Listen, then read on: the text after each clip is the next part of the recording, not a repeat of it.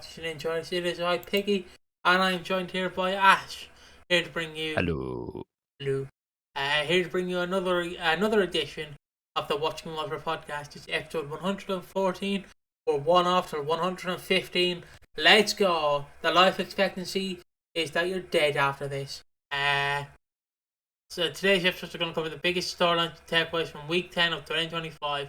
All the episodes from the 3rd of the 3rd all the way to the 6th of the 3rd, 2025.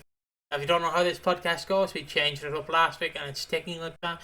It's the introduction and then the four main topics, which is Everybody Hates Harvey, Tommy Goes Home, Sonia and Bianca Showdown. I didn't know what the title is, I just titled that. And then Zack is the daddy. And then it's the awards and the after show. So yeah, very quickly, how are you? And then I'll just run through it. Doing alright. Can you say dead in the first minute of the podcast? It'd be fine, it'd be fine. Be fine? Well, good luck finding out. No, I'm doing alright. It's been a solid week. Not really. Been quite lazy this week, me. Been playing a lot of Football Manager, taking Bala Town to the Champions League in Football Manager. It's always a good time when the autism fixates on something, and I've just been playing it for like 3 days straight.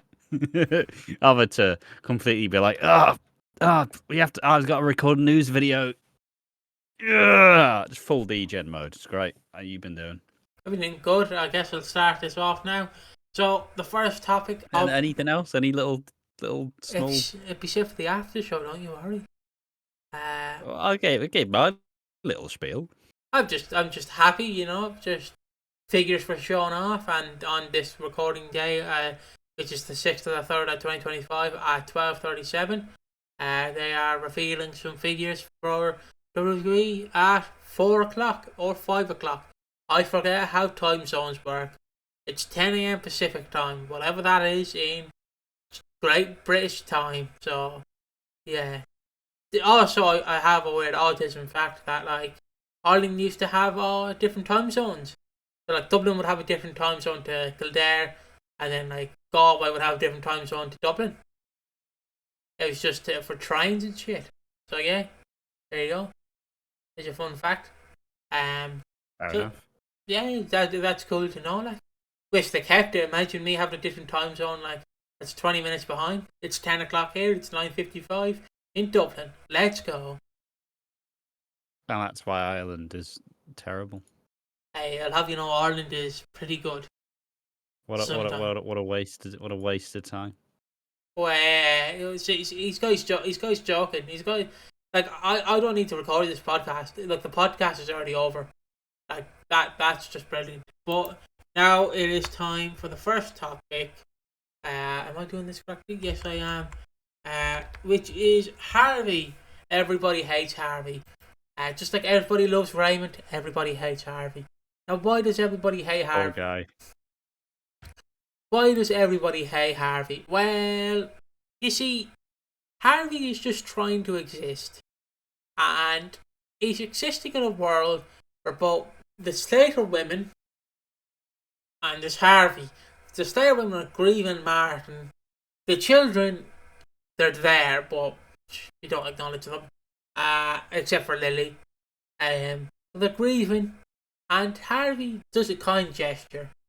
Like, after being told on Monday's episode, he buys milk for the pancakes. I don't know how the milk leaked in the bag, but never trust the bags. Never trust them. It's always a risk. He's going to make pancakes. If you don't know, Pancake Tuesday is Shrove Tuesday, where it's the day before Ash Wednesday, and then on Ash Wednesday they paint a little. My day. Yeah, they paint a little black cross on your forehead, or if you went to my school with Father Gagerbaum, the priest, he would just dot your head. He couldn't be arsed. He just be it's done. It's just your excuse to decide. Oh wait, no, it's too early for hot cross buns. No, don't. Oh no, not the hot cross bun apple pie ass. I can't. No, I need to buy that for my dad whenever it comes out.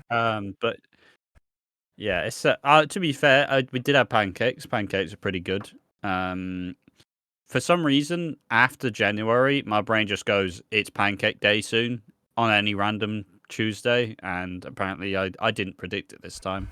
Made some pancakes, very nice, very delicious. I'm not a very good pancake flipper. Each time it absolutely destroys the pancake, and it ends up just being a blob of egg. It tastes good, it doesn't look great, but it tastes good. I mean, yeah, Pancake Tuesday's always like messed around because Jesus can't decide when he wants to come out of his little tomb. So yeah, it's all blame Jesus. Isn't that Easter? Yeah, well, yeah, but Shrove Tuesday is the start of Lent, which leads into Easter. Yeah. So technically, I never expected the day for you to be educating me about religious topics. Fuck Jesus. So technically, like Shrove Tuesday is the day before Lent, so you're not supposed to eat meat on Ash Wednesday because it's a Catholic day. It's a holiday where you don't eat meat. So like obviously Pancake Tuesday will have to be pushed around. That's why sometimes it's like in February and sometimes it's in March. Yeah. It's because like Jesus is like, bloody hell, I'm going to come out of this cave in April. Last year it was March, this time it's April, bloody hell. He's biding his time. Yeah. So yeah, that and then that's where like the entire of America collapsed last year when Joe Biden on Easter Sunday said Happy Trans Day, and everyone got mad because it was also Trans Inclusion Day. And obviously Joe Biden didn't know what it meant, and he actually meant Happy Transit Van Day. He loves those vehicles.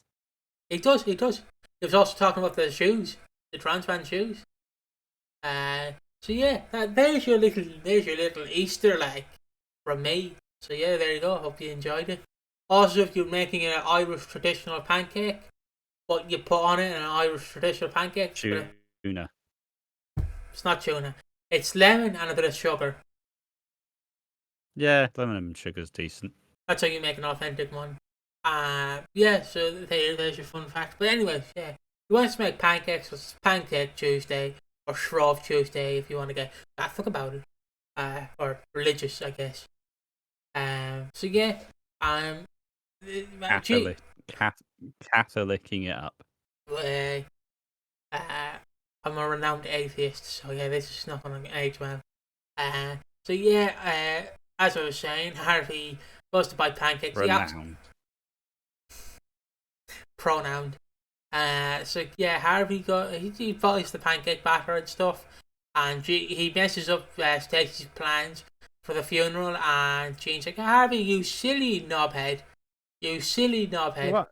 He keeps trying to help out, and then he just fails. Like at the end of the day, he just messes it up. Like, oh, let's do some pancakes. Puts it on all the funeral plans. Oh, I'll do something nice, because we then learn that Charlie's not been sleeping. Because hey, they remember that baby Charlie exists. Remember that Lily's a teenage mom. They forgot about it? That's a joke. But they remembered that. No, not they've remembered. Charlie doesn't get to sleep well without Martin's shirt. She's been sleeping with it, and it's helped her kind of like feel comforted and actually allowed her to get sleep. So Harvey decides trying to do a nice thing. He takes Martin's shirt, which they figured out was what he should wear at the funeral. So he got Martin's shirt made into a blanket. Now, I understand it both ways. It's a nice way to kind of keep it fresh and not have to.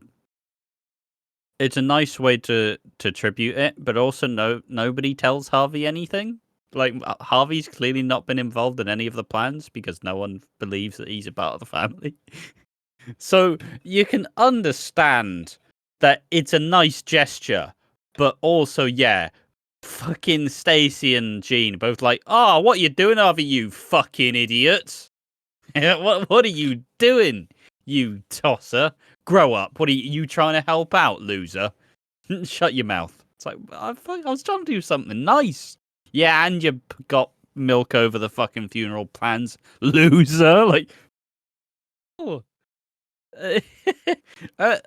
Everybody hates Harvey. It's.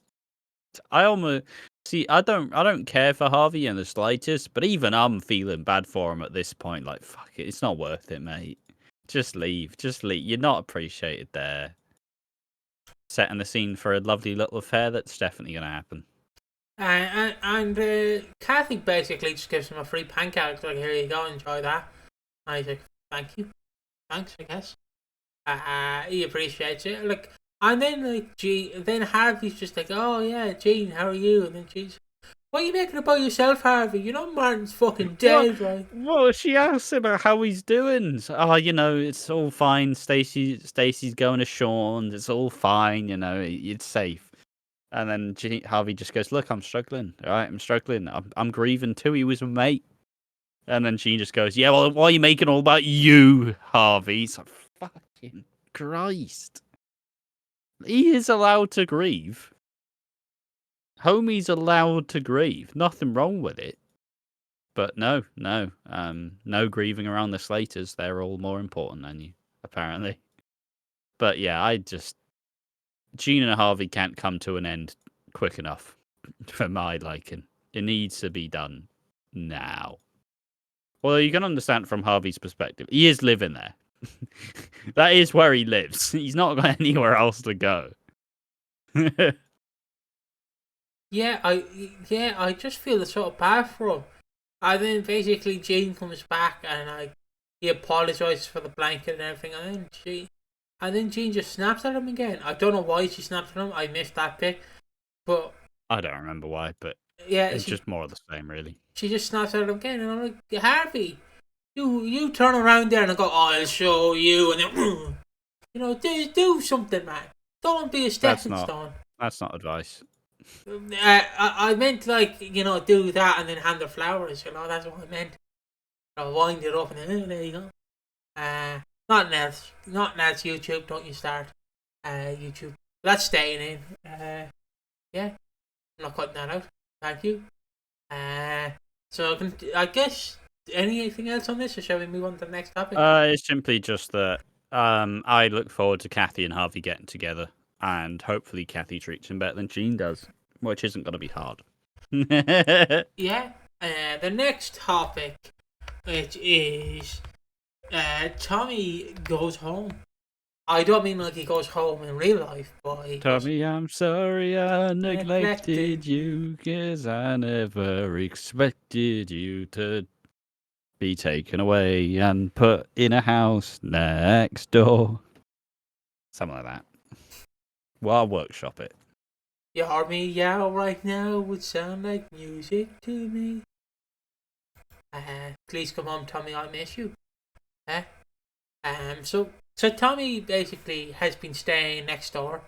See, like, it's very weird because, like, Tommy, like, I expected, like, Tommy to move, like, a bit further away, but it's literally like, I hate you, Mom. Okay, next door. How's it going? How's it going, Zack? And then Tommy. I mean, it's a very soap thing, right? Where it's like, oh, he's leaving and he's never gonna come. Like, obviously, your son's being taken away from you. It's not a good sign. That's a reason to get upset. But also, he does move next door. Like, you can bang on the door. You can put the old glass to the wall and hear what's going on. You don't want to. He's a teenager. Like, he's just shouting at people on Fortnite. But like, it's just one of those funny things. Like, they're moving out across the street. They're not going to live with me anymore. It's like, yeah. But yeah, like, and it's an interesting thing because Kat and Alfie, they're kind of putting their head in the mud about it. They're kind of like, Kat is worried. She is actually quite scared of him coming back because what if it hasn't changed, Mm-hmm. So does it change? Well, he just tells the child worker that it's all fine and dandy with me. Can I go home? And she went, yeah. And he's like, Mom, where's my console? Well, it's also because they kind of he has some moments where it's like, oh, he's back, he's safe, he's nice, he's doing nice again. He has some like relatively nice scene with Zack. He has some nice scenes with Kat and Alfie, and he seems to have been reflecting on things, and he's no longer as angry as he was, or at least so they thought. Oh, yeah. So he's been playing. See, I love how they don't actually name the console. You could just make one up, like Jarek and Josh did with the Game Sphere. But like, uh, but like, But yeah. why would they do that? Well, I mean, you don't have to pay licensing for real consoles, so just make one up. Yeah, but you just don't say the name. Fair enough. So yeah, he wonders where his console is because he's been talking to a mate online. You know, that mate's probably like an onliner for life. He's been listening to our podcast probably. Who do you think his mate's gonna be? Do you reckon it's someone we know or it's something different? It's the rabbit, Mr. Pickles. It's my guess. Is it with his little headset on? Yeah, eating a carrot, you know, like Bugs Bunny. I mean, one thing I'm gonna unearth this because maybe someone will realize. Does anybody remember back in the day there was this like I think it was like a BBC bite size, you know, the little like learning tool. There was like this BBC bite size video about meeting strangers online. And it was basically the idea of catfishing, but this was in like early to mid to late 2000s. I was probably like 5 or 6. And it's this video about like stranger danger. And it's saying how you shouldn't meet people you know online, you don't know who they're going to be. And the whole point of this video is it's a rabbit who's being messaged by someone called Miss Flopsy, who's another rabbit, and he's trying to meet up with this rabbit to eat carrots or something. I don't know. It's a kids thing. And then what he ends up meeting is I think he runs into like a crocodile. And obviously the thing is stranger danger. You don't know who you're gonna meet. But also, everybody I've talked to, nobody remembers that video. So if any of you remember that video and know where to find it, tell me. Because it'll unearth some absolute truth bombs and nostalgia. So, hello, I'm Miss Flopsy. it's typing away. We can have lots of carrots and stuff. It's something like that. I don't want it to be something I've just imagined. I hope it's real. But point being, back to Tommy. Someone tell me in the comment section if you remember. Sorry for that jump, lads. Sorry for that little jump scare. But still, it's. I mean, we've seen a lot of theories. I mean, you've seen a lot of kind of swirling of some not so savory characteristics in a bunch of the teenage boy characters. Like Nugget is kind of showing some attitudes, some dodgy attitudes towards women. Tommy has been abusive to his mum, but kind of doesn't mind Alfie, but also doesn't really like him at the same time. But he kind of is really favourable towards Zack. Yeah, Denzel with his Sigma grind set, steroid, roid rage. And it's just kind of a. You know, would we see any like incel type stuff? Do you reckon that would be ripe for EastEnders for any of these characters? I don't know if we'll see any incel stuff. In soaps. In EastEnders. Like it's just. I would love to see some incel stuff, but yeah, I don't know if I want that. I don't know if I want it. Like I would a Freudian slip and a half. Meant to say incel. Said something else. There we go. Maybe I did that deliberately. I did it deliberately. Don't you take it? I had it in my mind. I had it in my mind. So yeah. I mean, it's been done before in Hollyoaks. It's been done in Hollyoaks. Did Coronation Street do it? I don't think so. I think I'm bullshitting on that one. Yeah, Hollyoaks did a version of it, but like it could also be some swirling of some being indoctrinated by some not so savory beliefs. He's becoming quite hateful. I don't know what Tommy ends up doing. It seems like he's still not going to change his ways, and this is exposed as he gets back, and he's already kind of angry, but he's trying to settle in a bit more. And then comes up the topic of the console, and he's like, "Where's me console?" And then he balls up his fist, and he's like, "I'm leaving." So he doesn't hit Alfie, but It is escalating. It's just the thing where Kat's obviously still terrified of him, and reasonably so. And for some reason, like Tommy, sometimes he holds it against her, and sometimes he doesn't. Like it's kind of like 50-50. Yeah, I do I do want them to go a route where he does become hateful. Like, I would love to see him, like, where Johnny is, like, just walking the street. I don't know if they can say the word. If they can say the 3 letters of it, they can say probably the rest of the word. They've done it in the past. Where Tommy obviously shouts, agate, haggis, agate. But if you know that word, just replace the word there and you understand what I mean. They probably could get away with it. It's not really a curse word. It is. I mean, they've done it in the past for shock value. I'm pretty sure Ben Mitchell called Johnny at once, and he was struggling with his sexuality. So yeah, like, you can do it. I wouldn't mind to seeing them become hateful. It would be an interesting angle. It's a weird, like, storyline, because on one hand I do want to see it, on the other hand I don't care.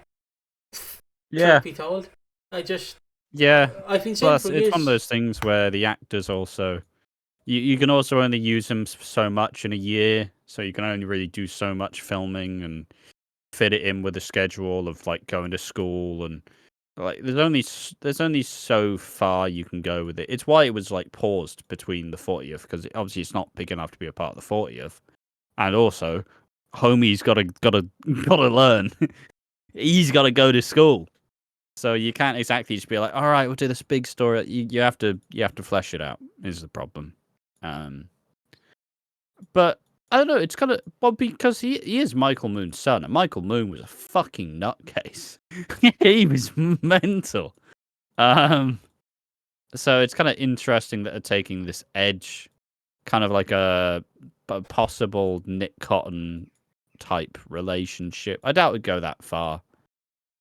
But it's interesting to see him not have the traditional soap, like, kind of teenage thing where they grow up on screen, they have one, like, kind of angsty storyline, and then they just do nothing and then leave in about 4 years' time when they realise, I'm not going to get any opportunities here. I mean, if Tommy starts busting out the "Hello, ma," I'd piss myself laughing. Like, just to peel back the curtain, I'll obviously talk about it in the after show. Doing research for a video for EastEnders, like, learning Nick Cotton's history is hilarious to me. It starts off with, like, where he's a serious villain, and then you get to the 2000s and he's like, "Damn you, Phil Mitchell! I'm gonna put poo in the water. I'm gonna wallop you, Phil. Yeah, like, you're gonna engage in some fisticuffs with me, son." All right. But yeah, I do love Nick Cotton. He is like a soft spot. Is Nick Cotton? I just love whenever he appears behind Don. It's like, "Hello, ma," or "Mom." I think it's one of the two. He said. It's Ma. Yeah. With his slick back hair and his leather jacket. And, like, I love how all the villains in EastEnders wore a leather jacket. Well, How and do all you the know he's bad? Yeah, and all the hard men. So, like, Phil, Grant, Nick, Dan. I mean, it's just just toxic masculinity in a sense. Just love, like, "Oh, you're evil now. Put a leather jacket on you, lad. You'll be fine. Fuck those cows. Hate those cows." But yeah, it'd be interesting to see what direction they take this to Tommy's character. The abuse storyline was touted as a big important one for Kat, and it's not really shown flowers just yet, but it's been interesting enough to be worth continuing. So we'll see where it goes. Is he being, does he have some problems? Is he being hateful against people? Like, it'd be interesting to see. Not that we necessarily want to see it, but just in terms of, like, character growth, it'll be interesting to see what angle they take of it. Not all characters have to be squeaky clean. Some people are hateful naturally, and sometimes you depict it. Maybe it continues. Maybe he just sorts his shit out, but unlikely with how it was kind of angled. It was angled as, will this relationship ever be properly fixed? So, yeah, it'd be interesting to see how it develops. I know, like, he never learned his lesson, but my cousin used to get, like, he was a massive prick. I don't want to say too much swearing in case YouTube demonetizes us, this video, but like he was a massive knobhead, right? And it's a story that always sticks out in my head, where he got lippy with the maths teacher, and the maths teacher was like, "All right then, you want to get lippy with me? Do you want to go? I'll bloody bury you." Like he's like the teacher, you want to go inside? He's just like, "Oh, I'll put you down, sunshine." It's just like put somebody's place. It's like you think you're a big man? Come on then, acting like a hard man. It's just like, what the hell is going on here? It's just. I mean, you just hear all the others. To be never that. Most of the teachers were actually professional. Look, he wasn't actually going to hit him. It was just the fact. No. You want to act like a big man. It's just like, oh, all right, big man. Yeah. Yeah. It's like I'm pretty sure Greg Davis tells a story of how there was one supply teacher that I'll never forget. It was at the end of a long day, and obviously supply teachers are treated like scum. And at the end of the day, it's like a French lesson, and then a guy's like giving a lip, and then she just ends up being like, "You're such a twat. You're a twat. You can't say that." "Yes, I can, because he is a twat." And it's just she never came back. She was never allowed back. I mean, you do just get those supply teachers who are a bit wild. We had a supply teacher. I'll say the name. We had a supply teacher called Mr. Ferguson, who was a South African guy who he just had a weird outlook on life. He had good intentions, but he just said some shit that people got upset about. Like it was like a I don't remember what the lessons were. It was essentially like PSHE, but it's like skills for life, essentially. That sort of shit. Where he was basically like, "Mate, well, if you do this, you don't need to, don't do any criminal damage." That's just Australian, but it's nearly the same accent. Just don't do any criminal damage. Look, if you're gonna throw a brick at someone, throw it at yourself. And he's like, "Oh my god, he's telling you to self-harm." It's like, well, no, he's just saying don't do criminal damage or hurt anyone, you idiots. But, people are like, "Oh my, he's promoting self-harm." Like, oh, fuck off. He seemed sound enough. I mean, I used to be a menace, like, in fourth year, which is roughly when you're... what, like 11? No. So first year you're 12, 13. Second year you're 13, 14. Year 3, third year you're 15, 16. Roughly, like, yeah. So it was roughly when I was 15, 16. Like, I generally got laughed at auditions because they're like, "Oh, Piggy, you want you to be in a play." And I went, "I'm not doing a play." And I went, "Piggy, do the play." And I went, "I'm not doing it." "Piggy, do the play." I went, "I'm not doing it. You can't make me." And then it's like, "Okay, we need you to work behind the stage." Not doing it. I didn't they laugh. I went in there and the teacher was like, "Come on, act." And I went, "I'm not acting. I'm not doing it." And she laughed at me. And I said, "I'm going to go in there and wallop her." I mean, I feel like we all had those. I mean, I was, for the most part, always a very, like, prim and proper, goody two-shoes type student. But there was like a time period where I just got fed up with him. There was just one teacher. He was just a bit of a weirdo. You know the PE teachers that are always a bit too friendly with the girls, and it's like, all right, mate, you're spending all the time paying attention to all the girls, and you're looking at the rest of us like we're scum. Obviously, nothing like unsavory, of course. Like, come on. But still, it's just kind of like, all right. So I just started giving him shit at all possible times. Like, I'd just be at the back of the class, being like, "Wait!" Just being that dickhead who doesn't shut the fuck up.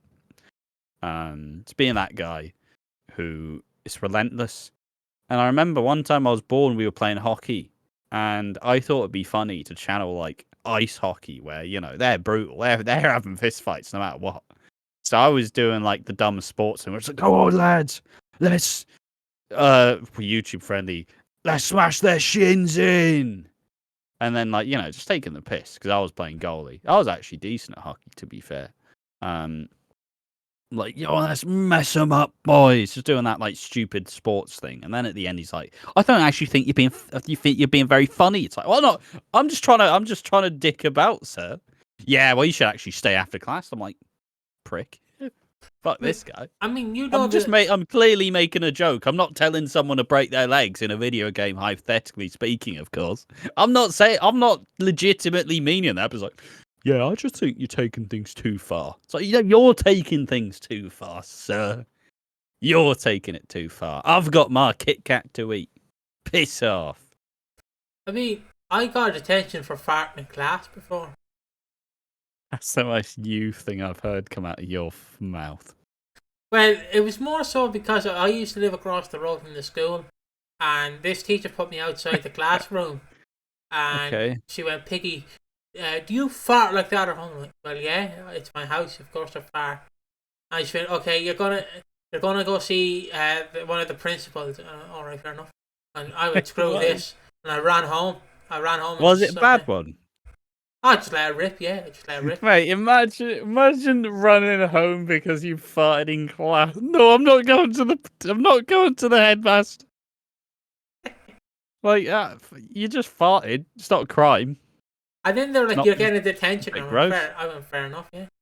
There was another teacher I didn't like in fourth year where she was just a menace to me. Like, any time she could be mean to me, she was mean to me, and I just couldn't care. I gave up at that point. When the pandemic came, I was so happy.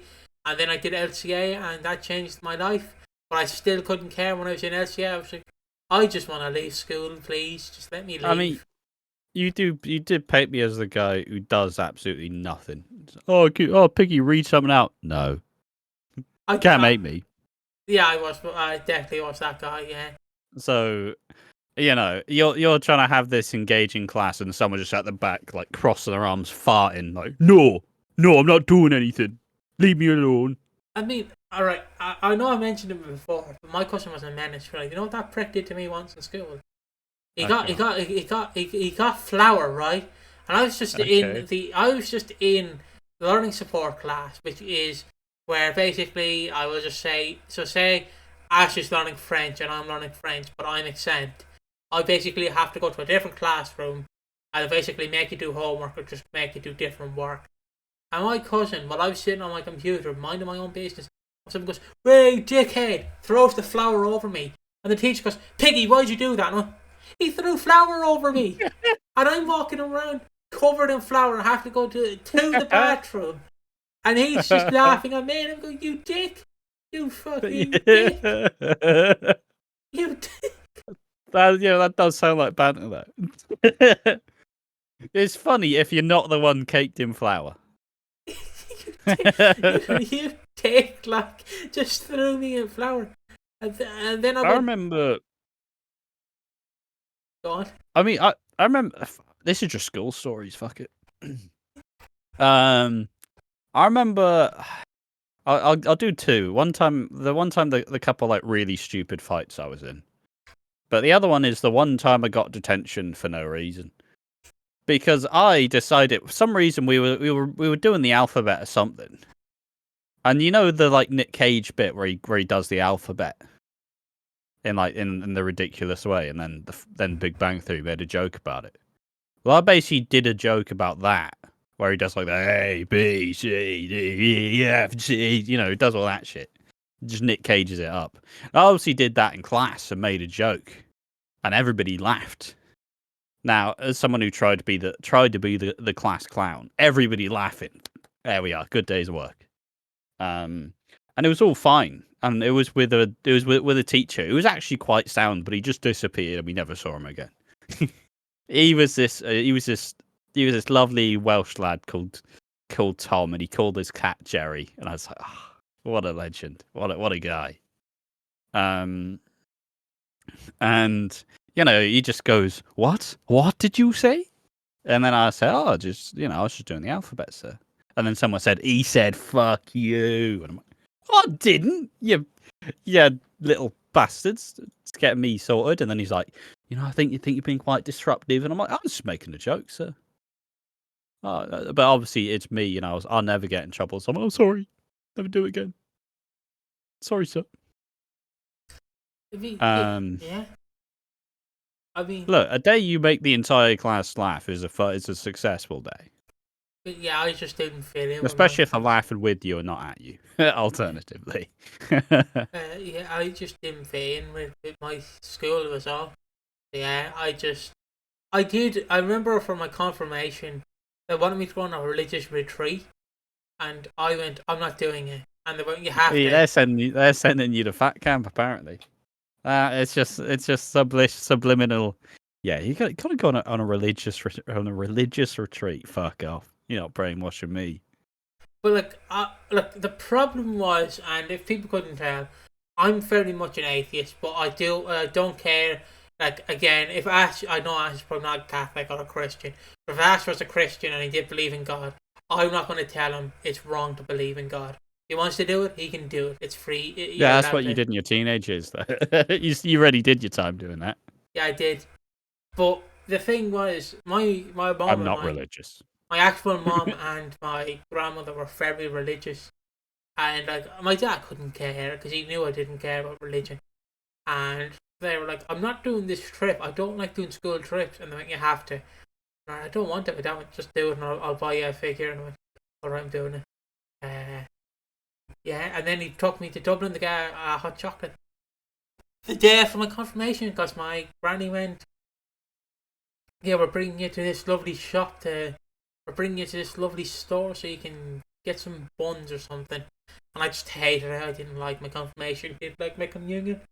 But now my confirmation name is Mark. So yeah, there you go. Fair enough. That's why my name is so long, though. Bloody hell! Yeah, fair enough. But He's got about Piggy 17 names.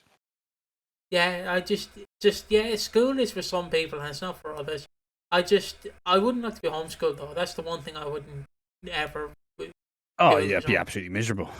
But like I see, I know how the system works now. So like if to an extent, so now I know like because my dad, my favorite thing was, and this caused a bit of divide in my family. I want to say, I'm just gonna say for clarity, it's not.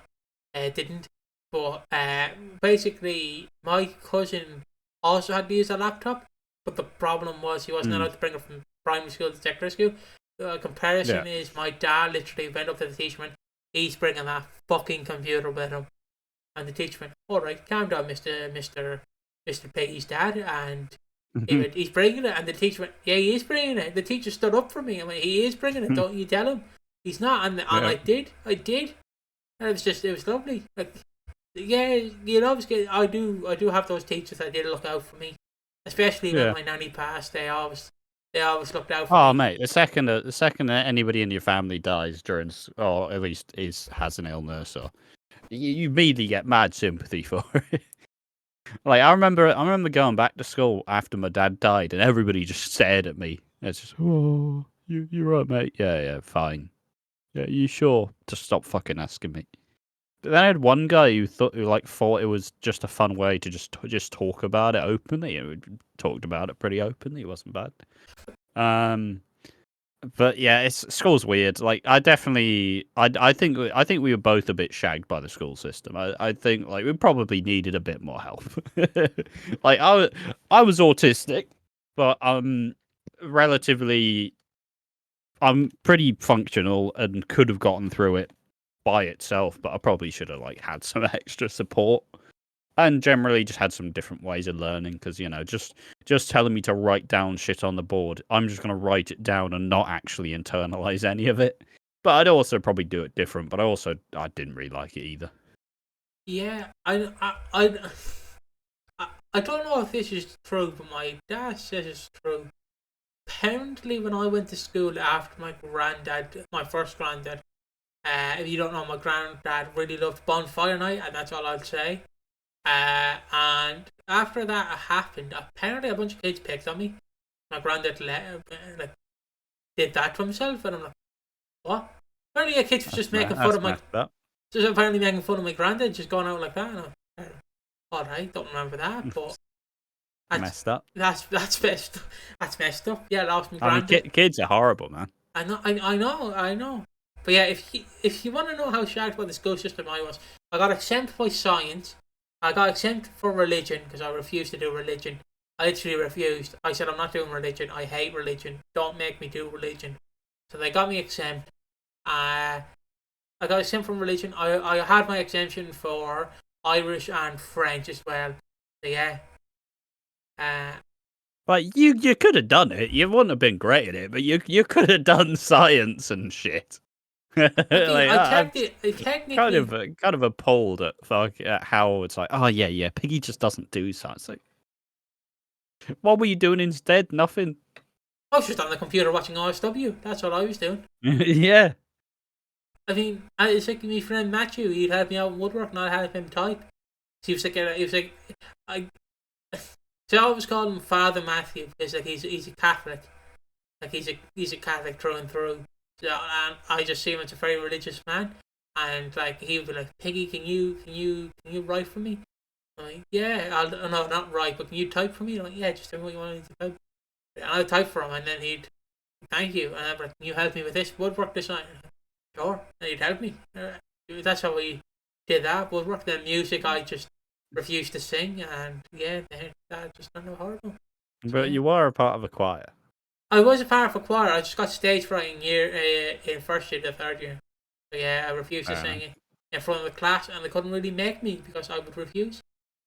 So yeah, if you couldn't tell, I was a bit of a lazy bastard in school. You I'm not couldn't saying tell. anything. Not saying anything. Go on, go on. Nah. The Okay. jokes are there. I don't need to say that. I guess we'll end this weird little segment on ridiculous school stories about all the times I nearly fought people. Because I'm not a fighter at the core. I'm not really a violent person. I don't really get that angry or just get upset. That's my general thing. But there were a couple of times it was like this close to like fully fully going. One time it was just I stood up to someone who stepped in front of a queue and he started trying to big man me, and I just looked at him like, fuck off, you prick. I gave him a little push, and he just kind of like he just kind of laughed it off like. One time it was with like my like middle school like best mates. Right? He was just being a knob, and we had the shittest fight known to man. Where my move as me being furious at him, I grabbed his face. I grabbed his face and squoze, and that was the fight. That was the fight, and he slapped me on the head. that was that fight. Absolute gangbusters. Um, and the final one that nearly happened was just it was a big game of football on the old AstroTurf, and this guy called Kyle, he was a big boy at the time, and absolutely did him dirty with a tackle. And he pushed me and everybody, because we basically put into like the friend groups versus like the the sporty guys versus us. So we're still sporty, but we were like not idiots. And I absolutely ruined him with the tackle, and he gave me a big push. And we had good old supply teacher who got paid way too much money to be a mardy little arsehole. And obviously I'll push back, going, fuck this. I'm not having any of that. Launch him. And then he goes to step up, and then all the teams just kind of run in, just like, uh-oh, some shit's about to go down. Nothing happened, got laughed off again. Nobody's fucking with me. I'm safe. And then in the change rooms, the supply teacher like gave me a little hug. So I wouldn't have let it go anywhere. I'm like, yep, sounds. Cheers, mate. Stop hugging me. I'm half naked, please. Thank you. But hey, I'm 3 for 3, and I'm taking that as a dub. I mean, I guess. Although, Go on. I will say, having a parent be dead, people don't really mess with you that much unless you're an arsehole or you're just someone who gets picked on. I mean, I guess I'll end my section with whenever like men would push around the women, and like before I was in LCA, I would, and obviously I had a laptop, so what I would do is to defend the women, I would turn around and just smack them in the head with the laptop. The men, not the women. Learn your lesson. Smack. That's a uh, joke. yeah, I did. Yeah, I did. Like, there was this guy, I don't care, I'm gonna name him, he's not watching this. But I was Austrian, he was messing with a girl called Amber. And she went, and like, obviously they were best friends.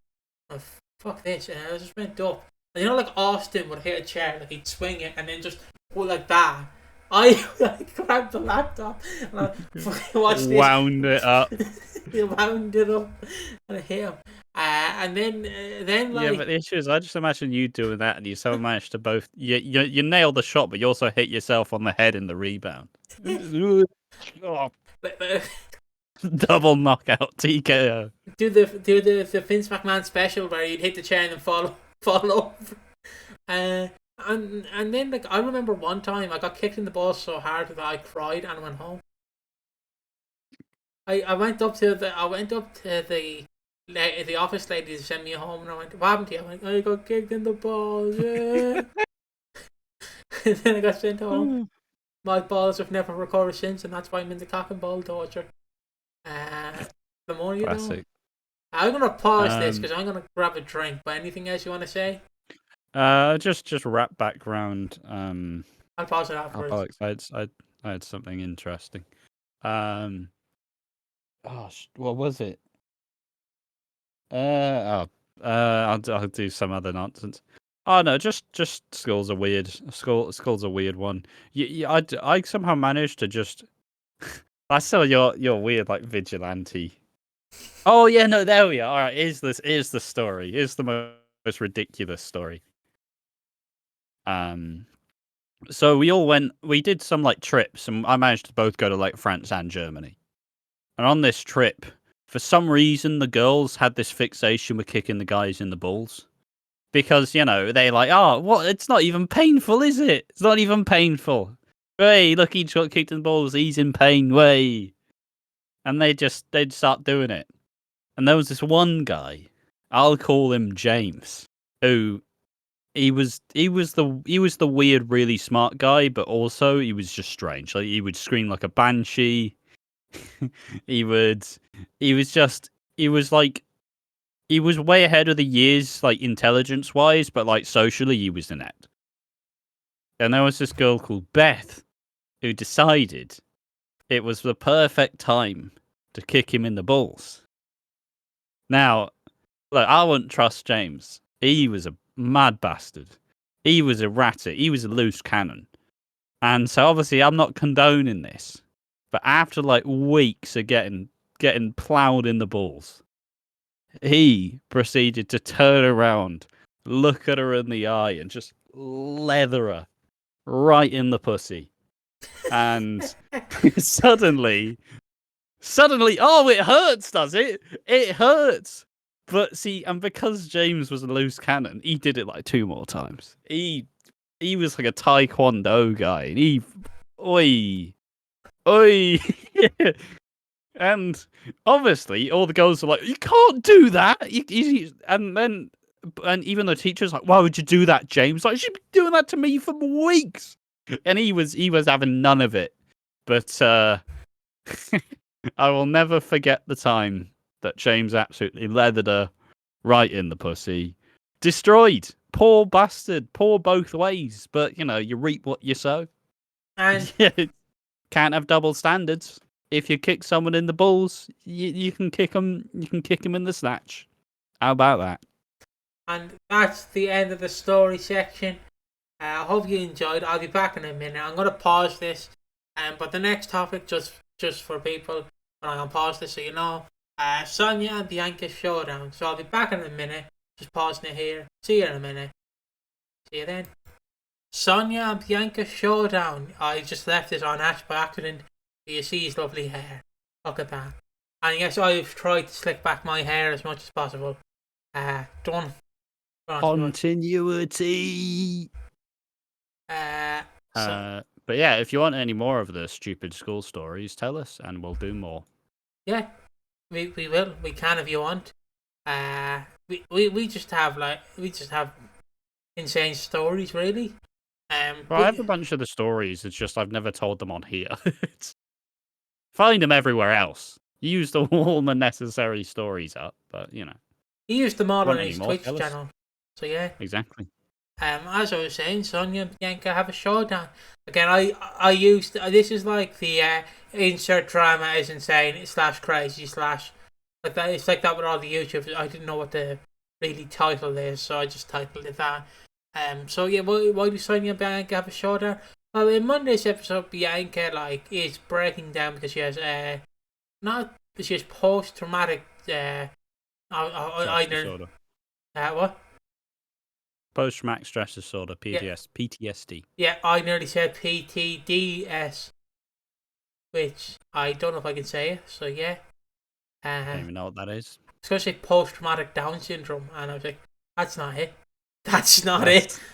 That's definitely not it. I was like, oh, Piggy, why are you going there? I was like, I don't know, Brian. I don't know. I'm a silly goose. So yes, it's post-traumatic stress disorder.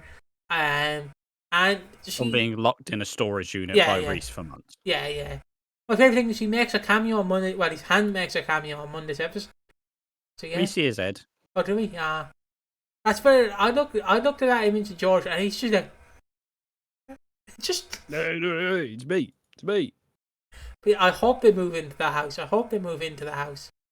They'd fit right in. It's probably going to go to Vicky, if I had to guess.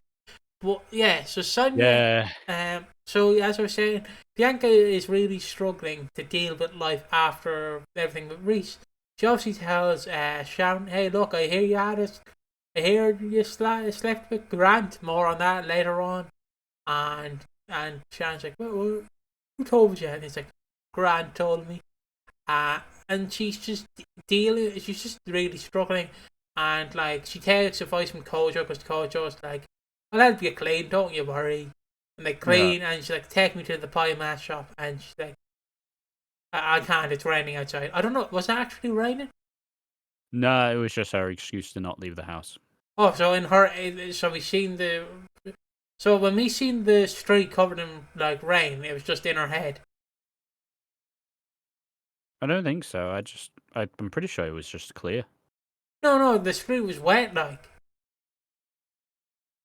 don't remember it being, but perhaps.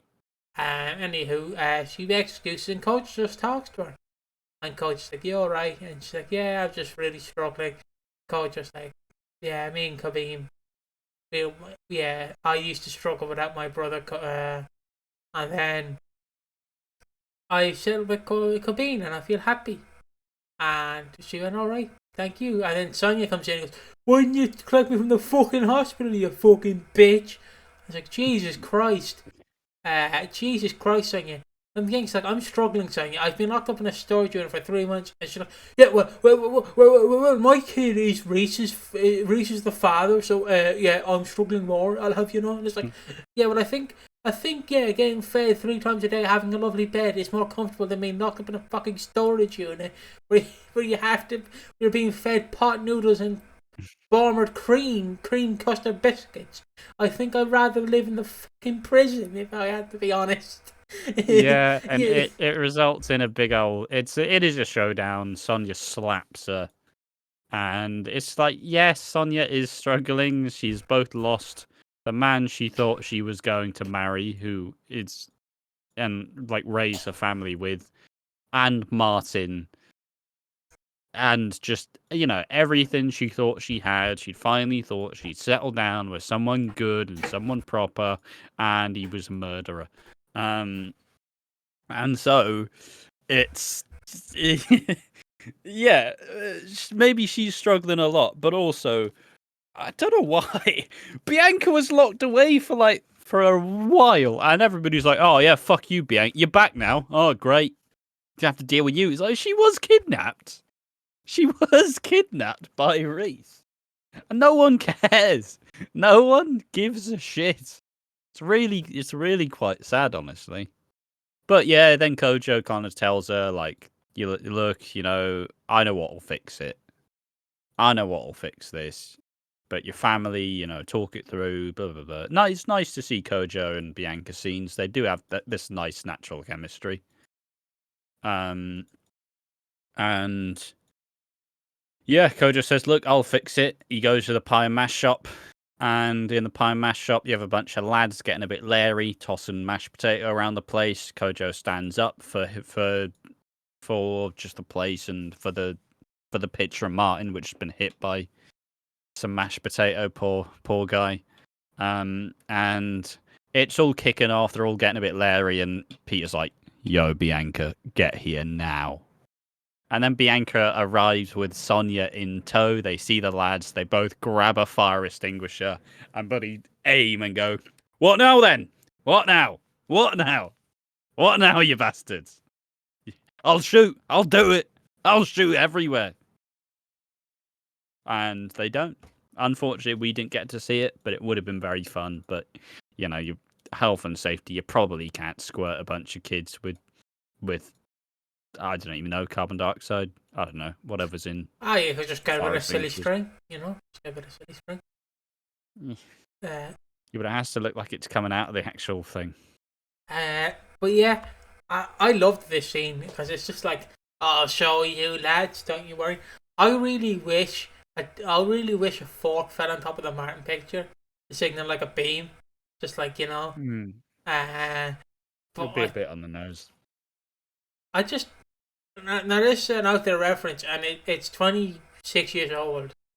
But I just got, when I seen the picture of Martin, now this is the one joke that my father regrets. I just was immediately reminded of the JFK pest dispenser joke. I don't know if I need to explain this, but basically in South Park, Family Guy. I'm immediately getting nervous.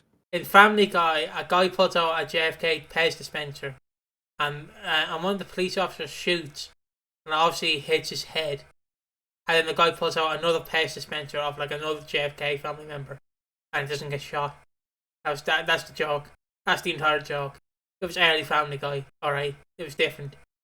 It's not as bad as it sounds, but yeah, it was just, that's what I was reminded of immediately with the JFK pest dispenser gif joke. Yeah, and he said I didn't like that joke. No, fair enough. But yeah, and then they're told that Julia can come home tomorrow. Yeah. And it's like, yeah, let's go. And then the Knights throw a party for them. And then Sonya's like, thank you. And then Bianca goes, yeah, but doesn't that baby look like Reese? And she just flips out again, does old Sonia. And in the end, they just have well, it's just they meet in the middle. They go, look, Sonia gets angry, and then they kind of quickly go, look, we both clearly struggled. He doesn't look like Reese. It's fine. You're a good mum, etc., etc. In this, in a conversation with Lauren, though, Lauren gets some of the most shade humanly known. It's like, oh, they're cousins. They're really cute. And then Bianca's like, yeah, well, as long as they don't get together like you and Joey. Sorry, Lauren did a double take. So obviously, if you don't know the context, Lauren and Joey Brannon, Derek's son, they were together for a time period despite being cousins. And Lauren just kind of was like, so what the fuck?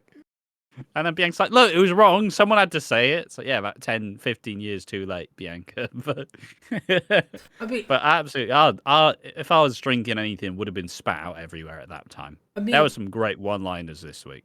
It was between, Lauren received the most shade, but I still think the person who got the most shade was Pauline for some reason. It's just poor Pauline. Who? Pauline. Yeah. She got some shade in the 40th, didn't she? Poor woman. Don't know what. Again, I'm still trying to figure out what that woman did to annoy everybody. Lubia would be getting the abuse, but nobody remembers who she is at this point. So true. Yeah, only if she stuck around longer. Yeah. Yeah. But she thought the show. But yeah. In the end, Sonia and Bianca, they they make peace and they figure out, look, it's going to be hard. It'll be harder if we're at each other's throats. Let's try and move past it. And Bianca, like, helping out Koja was also her finally kind of starting to not heal, but just kind of start to piece everything back together, start to be like Bianca of old before it all went down. And yeah, just her, Kojo, and Sonia all just having a munch of some mash, just having a good time.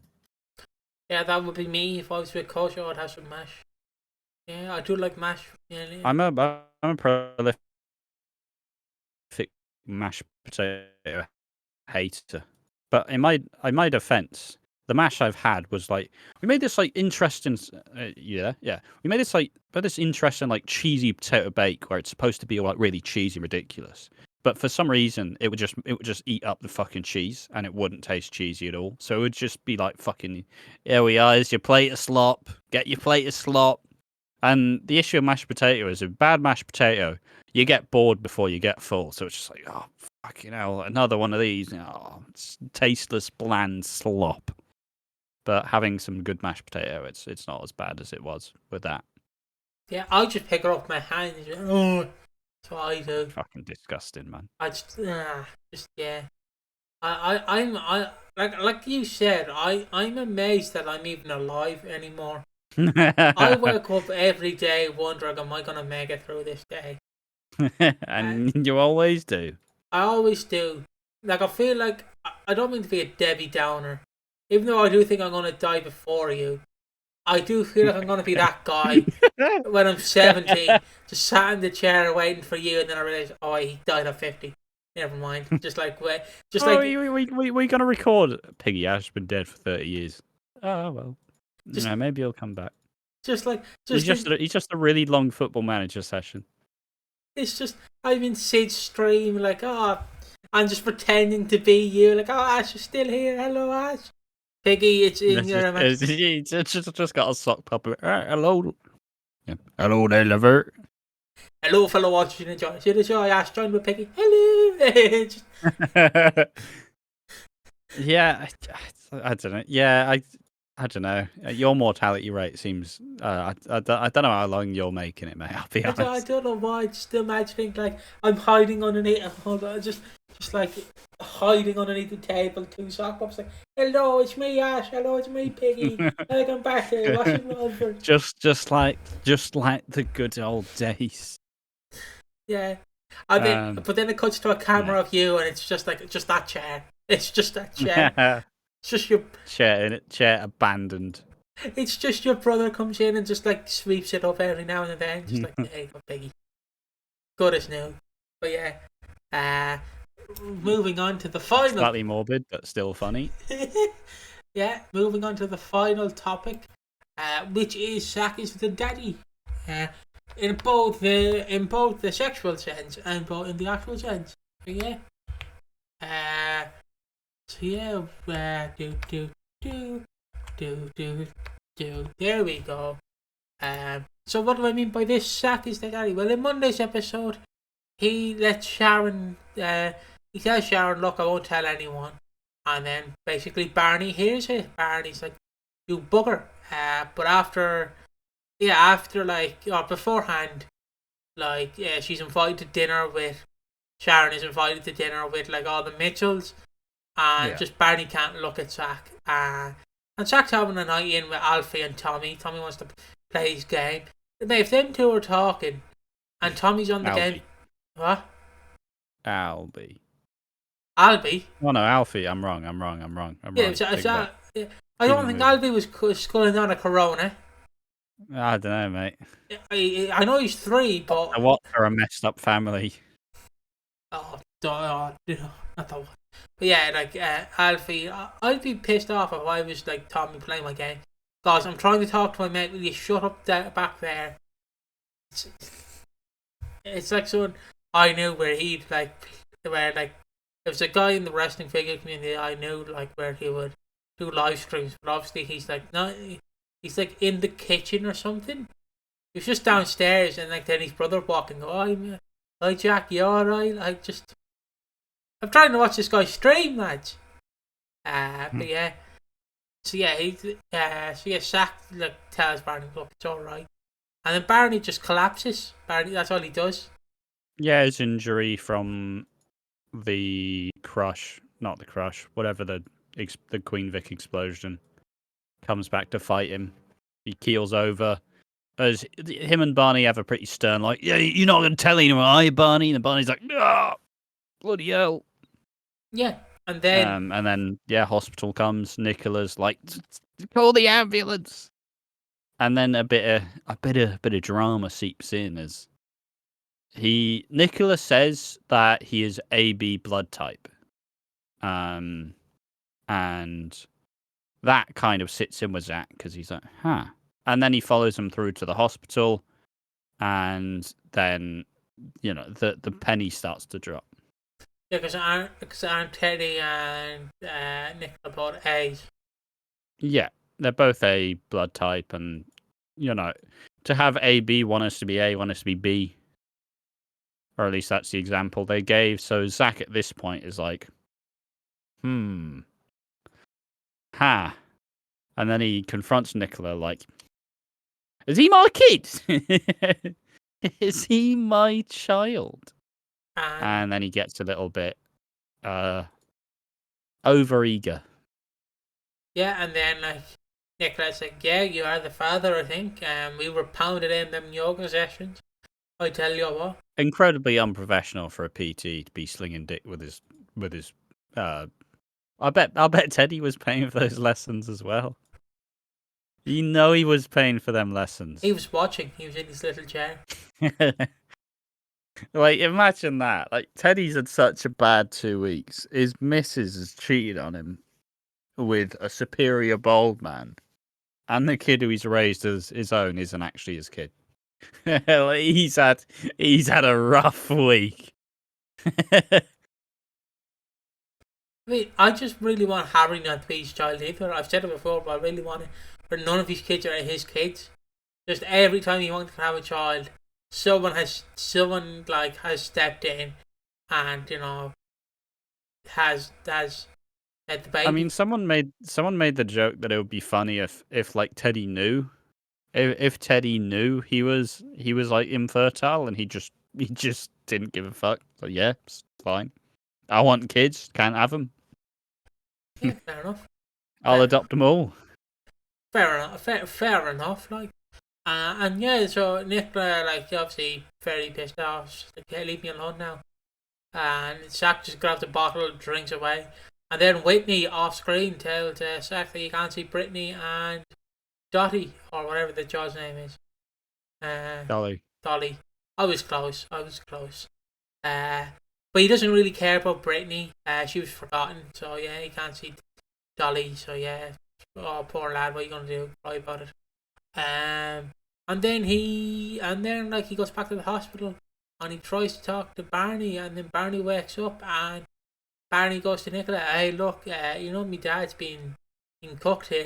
He's his cousin Grant slept with my his missus. So yeah, I was just letting you know, Nicola. And then Nicola's like, okay, Sharon, you want to talk? The penny's dropped in. You want to tussle, Sharon? You want to tussle? I'll tussle, Sharon. Don't know, I'm doing a Nick Cotton impression. And then she's like, these are like biscuits. You just dunk them until it broke.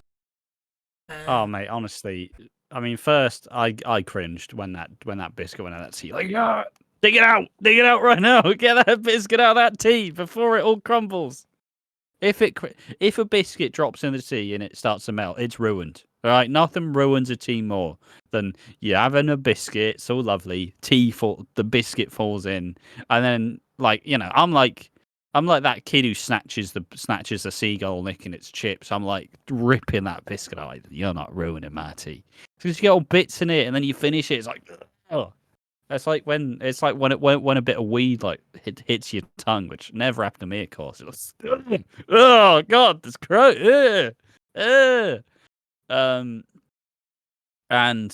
But honestly, the back and forth between Sharon and Nicola, give it to me in spades. I'll take this forever and ever. Can they always feud forever, please? Please. It's so good because they just snide comments back and forth. Like the writers had a field day writing these. But in the Game of Thrones, Nicola currently is in pole position. She's winning. Do you want to run through the rest of this?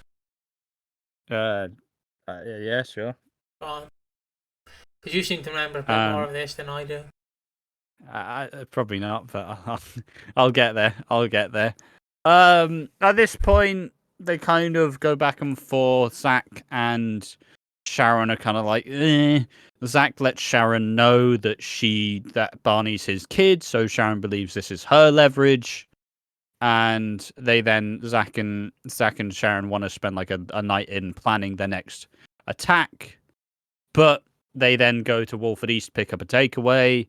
Teddy invites them to sit with him. Fucking Zack. Sharon and Zack both heavily imply that, I used to have this customer. We called her a cougar. She would kind of pounce on me as a personal trainer. Harry then hits him with a Borat. He goes, "High five!" It's like, what? How's that happened? How's that been allowed to happen? What? So you're a personal trainer to get birds to be with you? High five! Like, what is going on here? Harry is my favourite himbo. That's all I'll say. And then they just snark back and forth. Barney, he doesn't keel over because that means death, but he's like, he gets a bit dizzy, and then Zack's like all over him like a rash. Are you right, mate? You're right, son. I mean, you're right, kid. How's it going? And then Harry's like, that was weird. The Sharon and Zack proceed to leave, and then it goes back to normal. Nicola and Teddy have a bit of a weird conversation about, just go to bed, be fine. She's kind of feasting on everything, but then Zack shows up and says, "Look, you tell him, or I will." Bomb, duff. Yeah. So it's honestly, me and the brother were kind of going through. We were saying like, man, the new Mitchells have kind of pitted out. This was on Monday or Tuesday. I'm like, yeah, it's just kind of pitted out, really. They not really done much. Nicola kind of took away a lot of the shine off Teddy. As a family, they were established and they've not really been doing much since. And obviously, me knowing that the Barney twist was happening, me going, just you wait, it's happening. It's happening this week. And honestly, like I said, I've kind of made this point. I think I made it in the Monday video where I kind of explained how Teddy's one of those characters who will either be there for life or be there for about 3 years and then never be seen again. Like, it just depends how he's used. Because if he's used in the way that he's currently been used, he is kind of a bit more of a background character in a sense. Because he's just been a bit of a pathetic simp right now. That's just really all he's done. But now, and I still firmly believe that Nicola is, if anybody's going to become an iconic character out of this family, it's Nicola. She's incredible. She's insane. The barbs, the soap bitch, her and Sharon going back and forth. Oh, it's absolute gold. Absolutely love it.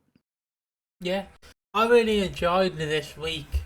I watched all 3 episodes on Wednesday, and then I watched the. I was going to stay up to 6 a.m. and watch, obviously, when it first dropped, but I went to sleep about 4 a.m., woke up at 11, went, I know what I'm going to do.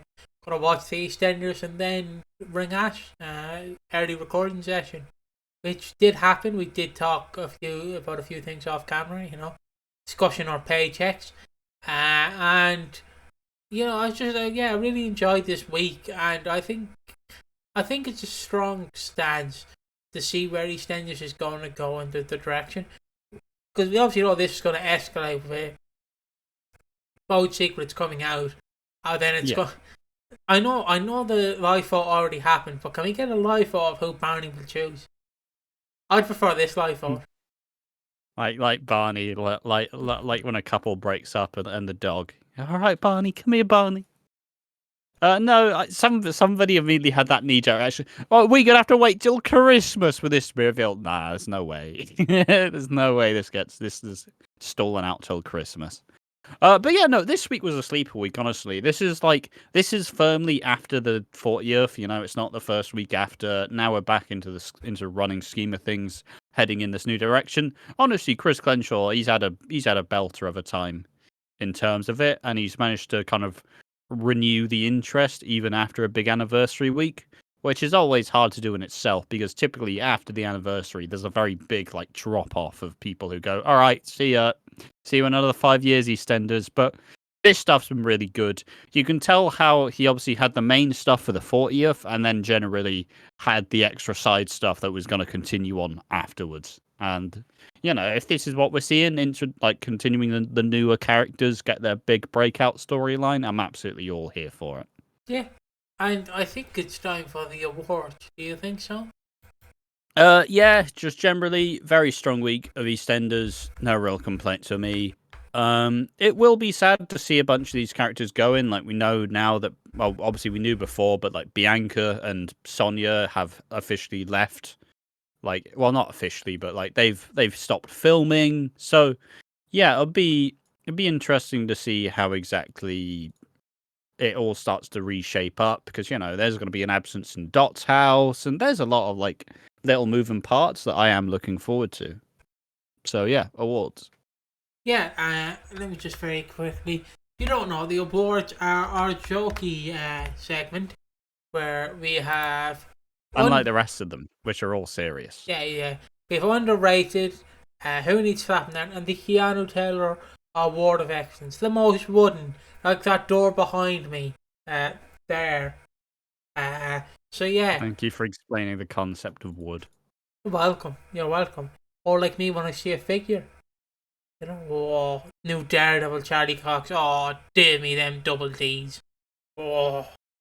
But yeah, so what do you want to start off with, Ash? Do you want to do underrated first? Do you want to do Keanu Taylor Award of Excellence? Or do you want to do who needs start off with underrated.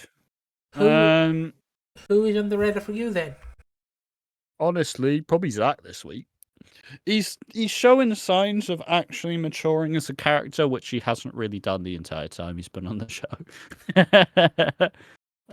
So yeah, Zack, I like it, and I don't know. I think it's escalated into a really interesting angle that they're going. The new Mitchells, I like them all. I look forward to seeing what they do with them. I'm going for Barney, and if I can pull up an image, I'll pull up the image afterwards. But Barney looks like. Have you ever watched Jeff Dunham specials? No, but I know of it. There's basically one of the puppets is called Ahmed. I'm not going to say the rest of his name because I might get demonetized. But he is the dead man from a certain country, and he has a brother who. And I always just think the brother, which is a puppet, looks like Barney for some reason. I don't know why. I just am reminded. Hold on, let me just. Do you want to continue talking while I Google this? Do you need the picture? I mean, I was going to send it to you. Is the thing. Oh, sound. I mean, it's your pick. I don't really have much to add. Yeah, Barney's been good. I like Barney. You're picking Barney because he looks similar to something you've seen. Yeah, when I was a child. So the next award is the Keanu Taylor Award of Excellence. Harry's Borat impression. I would agree with that. I like how Harry's a little like toddler at heart, where Teddy invites Sharon to have a big meal, and he's like, "Look, I've got something to tell you. I made this," and it's like, "No, Barney made this," and then Harry's like, "I made it all, and no one respects me." It's like, you only made a bit of dinner. You melt. But I love him. I can never hate Harry.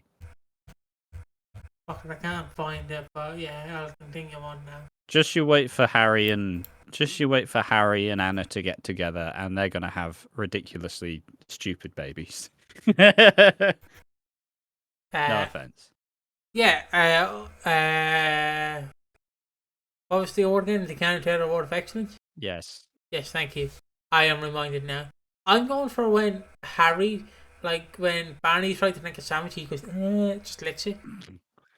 Mate, those sandwiches looked ridiculous. And it was 90% bread, 10% filling, but those sandwiches made me go like, oh, they're looking juicy. And then when Barney retaliates, like when he nicks the sandwich off Harry, just, like whoever made those sandwiches, because I know the actors didn't make those sandwiches, but like whoever made those sandwiches in the prop department did a good job. They look delicious. But I would be sick of eating them if I had to do that scene over and over again. Like, I mean, I'm sure they just made a sandwich. Yeah, probably. Yeah. I don't think they need to. I'm sure it was edible. It was probably cold as fuck, and obviously it's a sandwich. You don't want it warm, but probably wasn't in the best condition. But then they're not just gonna feed them like shit. No. I know. I'm saying like if you have to do that scene multiple times, and it's yeah, it would be miserable. Like it's a cheddar cheese sandwich, and it's just like fifth tear. It's like always in bar scenes where if a guy if someone spills their drink and then suddenly have to reshoot everything and get the same clothes. It's wild. But then again, that they also don't really fill up the bars much anymore because I don't know, they just don't. It saves money. And the last award, who needs slapping down?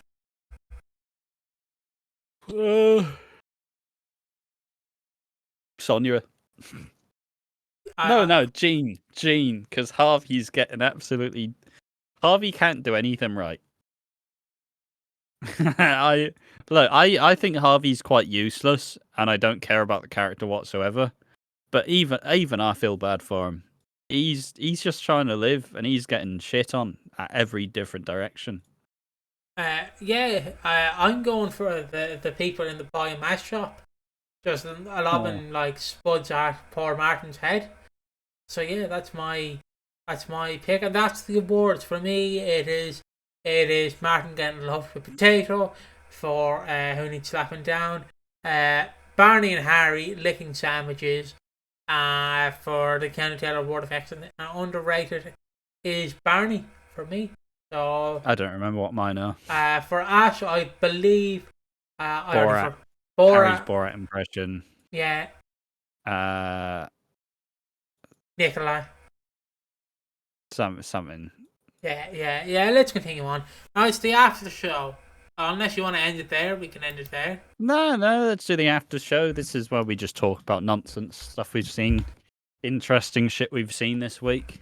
We typically come with a topic in mind. So, do you want to go first? No. Well, yeah, I can. The two things I seen were there was this band in. I brought up the Ash off camera and he said I can briefly talk about it because these are evil groups, so I can mention it. I was going to show the video, but I realised I probably might get demonetised if I actually show like them battering the poor lad. Well, I don't want to say poor lad, he deserved it. But there was a punk band, and obviously the band, if you don't know, punk bands are usually far left. They're not really far right. And this guy throws up a few Roman salutes. The old Roman salute. The old Elon Musk special. And basically the guy notices straight away, he throws up the Roman salute, and the guy just immediately, you can see, he just boots him in the head. Just boots him right in the head. And just walks off. It's always okay to hit that certain group of people. And my favourite bit is, and I wish the band did continue playing because that would be mental. But he just chases the guy and just batters him. He just chases him, beats him up, and then goes back on stage like nothing happened. Like, and a lot of comments were like, I agree with this, but you should have stayed playing the song. And I was like, that would have. Imagine being battered and like Viva La He comes back on stage like bruised, and he's just like, yeah, we're back. I need to send you this, but it's an iconic clip that I love so much. Where Billy Joe Armstrong of Green Day was once playing a show, and this lad was like, I think he was imitating not imitating. He was like not fighting a girl, but he was like being very mean to a girl. And you know, like the Finn Balor curb and double drop, like the thing he does off the top rope, the double foot stomp. Yeah. Billy Joe right into the crowd does a double foot stomp and just beats the shit out of the guy. I need to show you this clip. It's hilarious. He just goes back and just beats him up.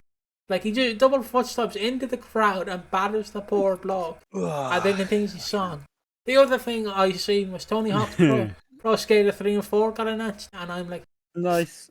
yeah. It's actually new, or is it just re-releasing old stuff? Well, it's a remake. It's a remaster. Oh, but I don't mind. Yeah, I don't mind. I mean, they don't have a good track record of recent Tony Hawk Pro Skater games, so fair enough. Just re-release the old stuff. Tony Hawk's 3, 1 and 2 were good in my opinion. I did play them. I bought them on Epic. I was hoping to buy 3 and 4 on Epic, but sadly it's not on Epic. So I'm like, Epic Games Store, that is. I am a fan of the Tony Hawk Pro Skater games. I have Thug Pro installed, which is Tony Hawk's Underground Pro, where it adds a lot of the characters from previous Tony Hawk games. Someone asked, would Underground ever get re-released, and I went, wait till the 2030s probably, or at least the very late 2020s. Oh, getting hit by sudden hay fever, bloody hell, me eyes. He's just mesmerised by Billy Joe Armstrong double foot stomp and so on. Yeah. And that's basically what I've been up to, really just enjoying this. I've never really been one for skateboarding games. Is my problem. Like I just get a bit bored. Just like how I'd imagine you'd actually get with actual skateboarding. Just like, what do I do now? What do I do now? I'm riding the board, but then again, skateboarding is scary. I mean, it is. I couldn't do it. I wanted to be a skater, so my dad bought me a skateboard once, a Minion one. Yeah. He went to the local toy shop in the town over, bought a Minion skateboard for 10 quid. Didn't use it, of course. But I did have it. I can't imagine you skateboarding. I'd be terrible. I'd be getting my Smiling Friends tattoos on the show, though. That'd be great. And do it in the pink shorts, you know? The one that scared you and Slater. Oh, not the pink shorts. But the most ridiculously short shorts known to man. Yeah, they were short shorts indeed. If you had a partner, they'd throw them out immediately. I do get bored of like the skateboarding games, because I don't really like doing missions in it. I just like free skating, listening to the music, and then when I get bored, I know it sounds like, why would you spend like the deluxe edition? I'm like, I just like supporting like the Tony Hawk franchise. I just enjoy it. Never bought 5, because I got into it late. When I got the PS Classic, I got into 1 and 2, and I just enjoyed those games. Because you could add games legally to the PlayStation Classic, by importing the ROM files. And I became a fan of 1 and 2. I kind of enjoyed 3 and 4, and I will support them with 3 and 4 remaster. That's all really. On this recording day, in about 2 hours, Mattel are gonna reveal some WWE action figures, and I'm gonna enjoy that. And also, some AEW figures were revealed by Jazzbears. So my wallet is growing scary, as I am preparing. But preparing to spend a bunch of money. Yeah, and then I'm gonna sit there with post money spend clarity, just regretting it. And then I get the figures and I'll be happy. I'm like, yeah. But that's all really I've been doing. You know, I did also see some reveals of like from New York Toy Fair, where I'm debating picking up a second line to collect, and the other line I can only think of is like the Muppets and Sesame Street. But Sesame Street, I would better than getting Translucent Jesus, I'll say that much. I'm still waiting for Translucent Jesus. That guy still has not shipped Translucent Jesus.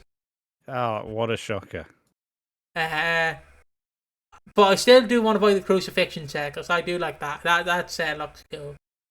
But as I was saying, like, I do want to pick up a second line, but again, I can't really. I guess the only one I would collect from Sesame Street is obviously Bert and Ernie, and obviously the Big Bird, because I love Big Bird. I think Big Bird's cool. Never watched Sesame Street. It was kind of on in Ireland. It was kind of on, and when I mean kind of, it was on TG Catter, which is TG4, but it's an Irish channel. So like they would be speaking Irish, like it'd be dubbed in Irish. They did it for SpongeBob, so that was the only way you could watch SpongeBob on free TV was in Irish, which was sad. You only watch it to see SpongeBob sing the Krusty Krab, pizza. That in Irish. Incredible. I've just been enjoying really that. I really want to see Marching Powder, but I don't know if it'll be in cinemas in 2 weeks. I hope it is. What, the Danny Dyer movie? Yeah, the Danny Dyer movie. I don't know what it is. It sounds about him and his love for the for the cocaine. Yeah, it is. It basically is. He's playing a character I was gonna say he's playing a character that loves cocaine. Who's a football fan. Method actor, some would say. Yeah, I really again, for people who don't know, I do have even though I did hate him in the early years of watching Walford, I do have a soft spot for Danny Dyer. Oh, I can never hate him. There was like when he was doing like the press tour in Ireland. Obviously, he went on a radio station. Obviously, we have some phrasing, but what buckled me was so the guy says, "Now you're sucking on diesel," and Danny Dyer obviously has what's his accent?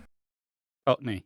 Cockney. So he's trying to do "Now you're sucking on diesel," but it's a Cockney accent, and it just buckled me for a solid minute.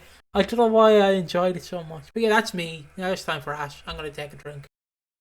Fair enough. I've not got too much. I've got 2 things that I'll roughly talk about. There's probably a shorter after show. For some reason the tiredness has hit late, but 2 things. One thing is just a little funny one, and the other's me talking about Football Manager. So strap in. I'm gonna do the funny one now. I recently learned that there is a guy who paints pictures with a certain part of his body. And he goes by the name Dick Asso, like the famous painter Picasso, but with a penis. And honestly, it's it sounds wild, it sounds mental, and obviously we can't show Dick Asso at work because ultimately, homie is, you know that phrase where you say that a good workman never blames his tools. Mm-hmm. He's never blaming that tool. That's man's best friend right there. So I'll have to find a picture of Dick Asso so you can understand. So does he just? But also we can't show it. Does he just stick like the brush in like the penis, or how does it? No, that's horrific. So look, he just. Oh, there's a video. Obviously you can't show it. But he's not. No. He's painting with his penis. He's not painting with like a brush strapped to his penis. He's painting with his bobby. And basically, what he does is he does like. The page doesn't exist. You what? I literally just sent it. I don't know. I'm on the page right now. Yeah, apparently it's shagged. And maybe it's because it's not safe for work. But point being, download the video. I'll have to get a screenshot of it. But essentially, he kind of just bump and grinds on the canvas, like he's basically doing yoga with his bobby. And I've not seen any of the pictures, but of his art. what his art is, could be something else entirely. But he's slinging dick. It's the main point of the thing, and he's basically like he's doing some bending, some leaning, and he's like I said, a workman never blames his tools. He's never blaming his tools. He's set for life. Is old Dick Asso. I just thought it was a funny thing, and just wanted to bring some attention to it. Obviously, we can't show it, but if that's piqued your interest, look up Dick Asso. He's on Twitter. Who's Ask Asso also then? A hell of a name. Who's Ask Asso then? Sorry? Ass Castle. If Dick Castle, and then who's Ass Castle? I'm not ready for the extended universe, honestly. You know what? Let's go one step at a time. You know, we barely accepted Dicasso. But yeah, holy. Holy. That's a whole lot of man right there. I've spent too long staring at that specimen. And he seems like he is actually a good artist. Not that I've been paying attention to his actual paintings. My eyes are watering again. Bloody hell! What? I just love Dicasso so much.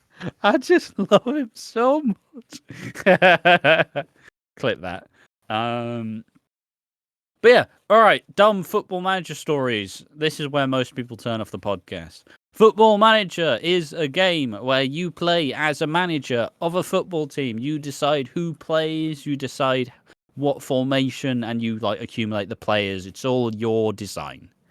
And the main goal is to basically win. You want to be a manager, you want to win games, you want to win leagues, you want to win trophies, etc., etc.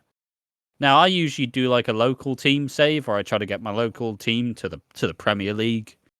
But this time I changed it. This time I adopted the name Liam Llewellyn-Davies, a Welsh international former footballer who obviously wants to bring pride back to Welsh football, because Wales is not a football country. Let's be honest.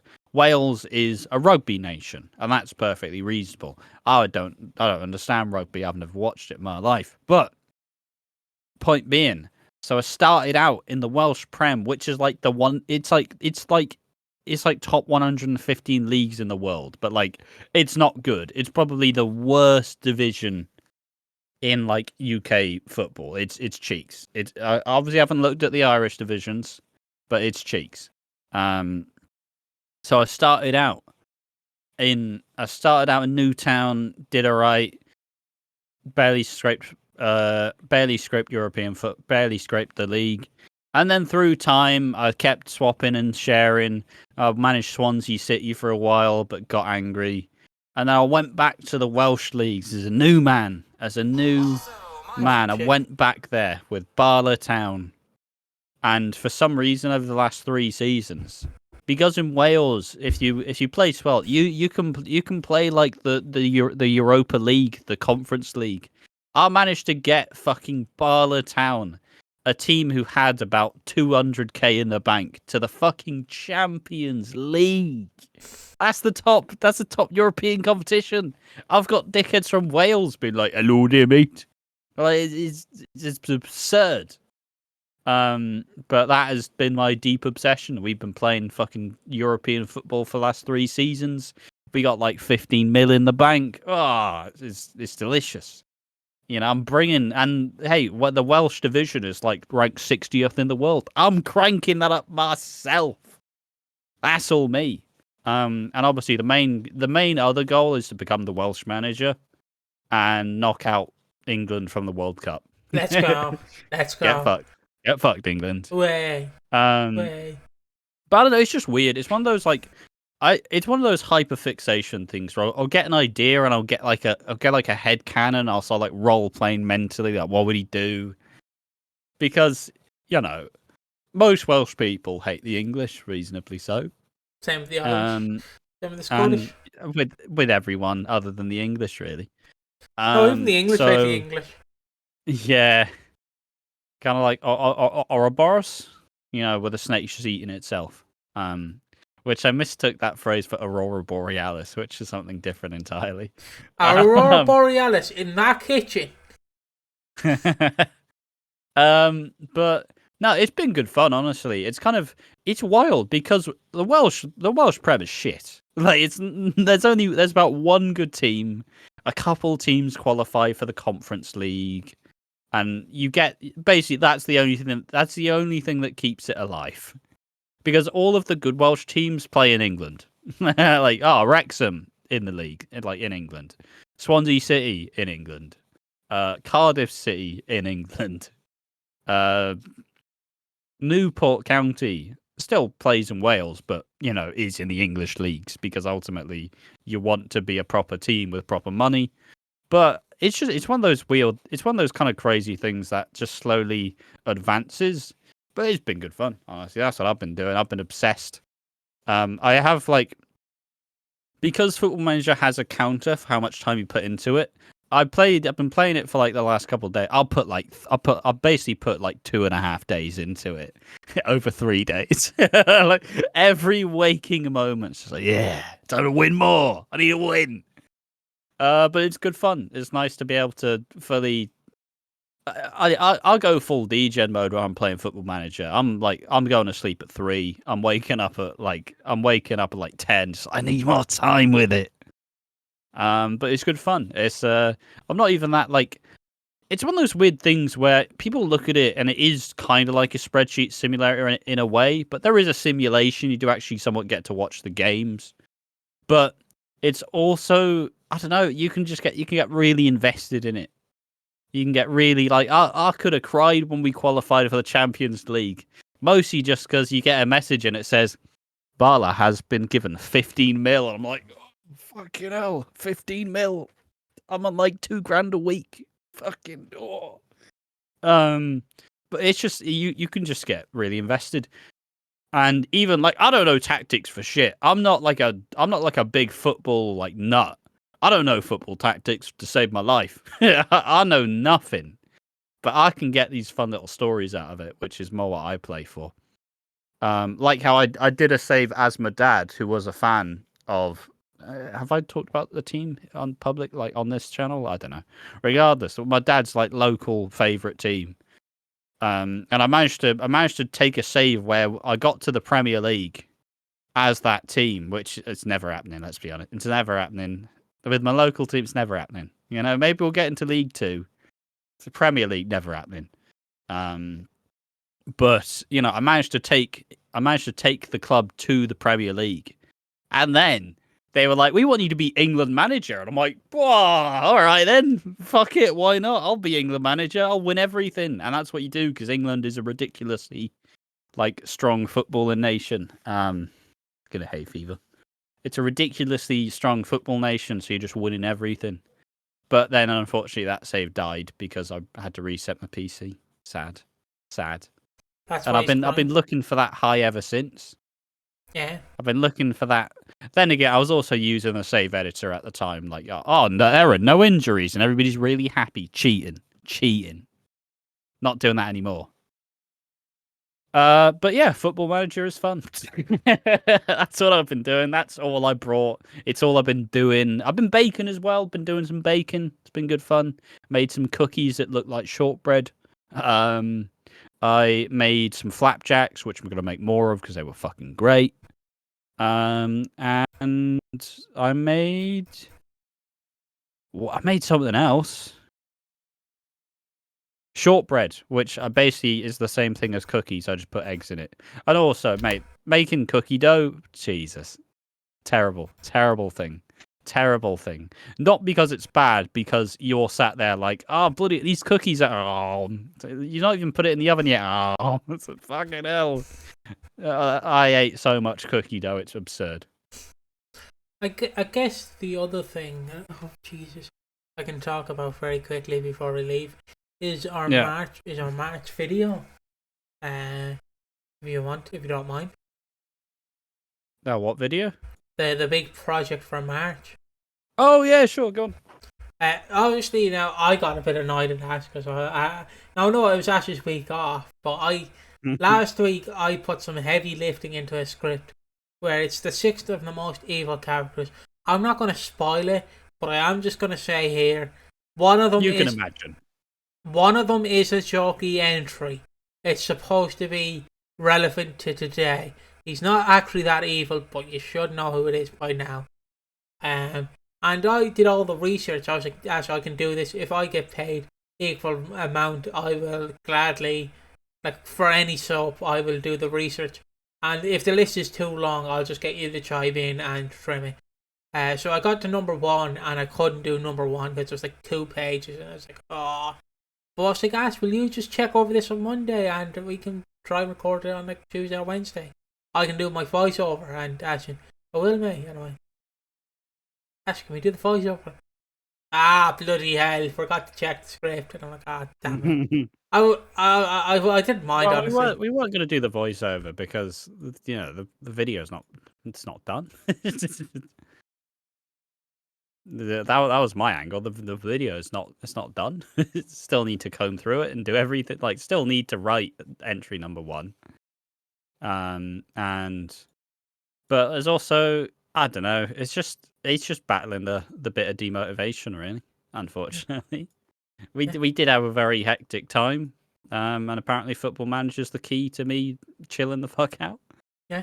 But no, yeah, like I said, we will be.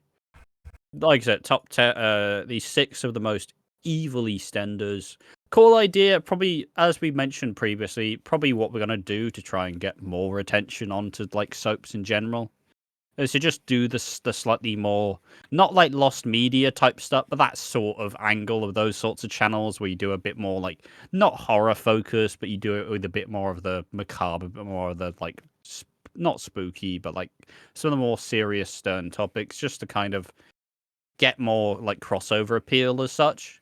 But like, it's something we'll do. It also fills that little niche where I love all the horror channels, and I love all of like the here are 6 of the YouTubers who have died. Like, oh bloody hell, I'll do it again. I'll watch another one of these, even though those videos are horrific because people are monetizing people dying. It's just, but obviously not just that, but like 6 of the most evil, blah blah blah. But that sort of thing. And yeah, no, you've been a very. I'm Piggy spearheaded. I came up with the idea. Piggy went, all right, boss man, I've got this. I went, sick. I can reveal like 2 of them that really took me by surprise. If you don't mind, I won't say what order they're in, but okay, I'll say 3 and I'll leave 3 out of it. Because I really just want to put like emphasis on the jokey one. Spoiling it all. I really just want to say Reese is the jokey one, lads. Okay, I know we're gonna get flack when we do that video. He is the jokey one. Okay, I need to just put that out there. But number 1 really shocked me from what I read, and number 4 was also pretty good. He's an interesting character. Like, man, I just found a lot of stuff out from the show just reading these scripts. Yeah, like, and it's one of those things where when you, I don't know, because I used to love doing a big like Wikipedia dive. You're like, oh yeah, I'm getting all this cool stuff about what happened. I obviously stopped doing that like in the last couple of years because I generally like to not influence how I view stuff, and I don't know, I got other stuff to do. I'm not reading all the. Like, one of my favorite things to do was to read, like, soap wikis when I'm getting into it, and I start to know all these characters, but also, like, yeah, I'm too busy. But, yeah, like, it's kind of mental, especially when you take, like, when you take the length of some of these characters into account, it's kind of mental. Where some of these characters were there for a year, 2 years, 3 years, some for 20. Like, it's the wide array of how, but it's also an interesting one because it's not like we're doing like true crime stuff, because ultimately that's not the angle. It is supposed to be like in universe type planning, because that, I don't know, in my brain that's how we kind of get past all the YouTube like, bloody yeah, is this educational, guys, we're educating, don't copyright strike us, please. But yeah, it'd be a fun idea. It definitely gets to fill the void. If we do any lost media, that Piggy's all on that. That's Piggy's for sure.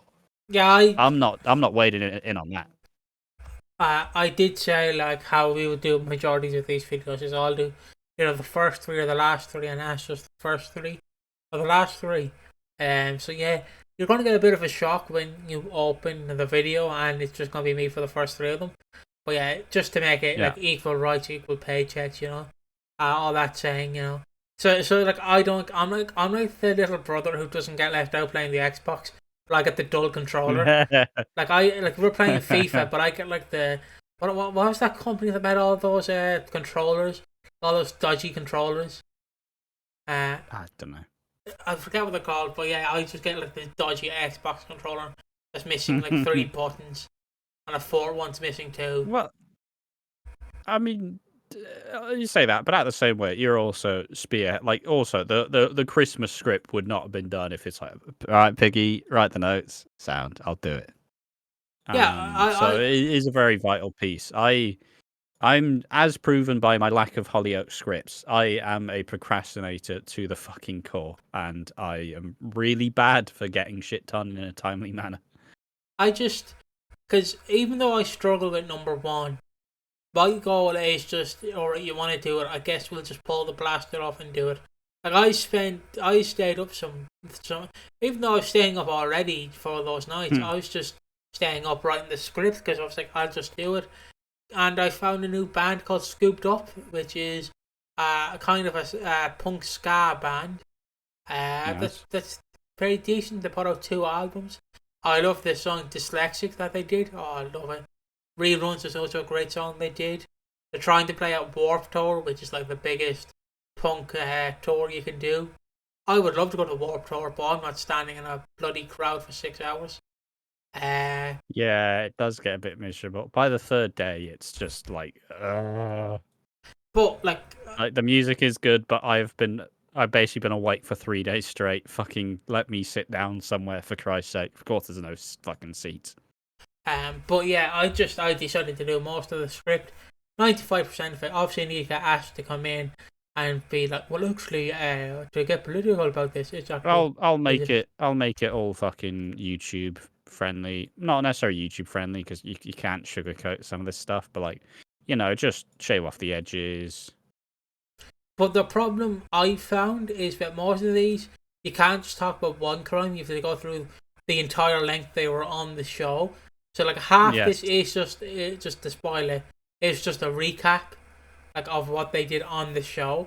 But that's just because it's the really awkward thing where for like an actual person you can just go here's who they are, here's the crime they committed.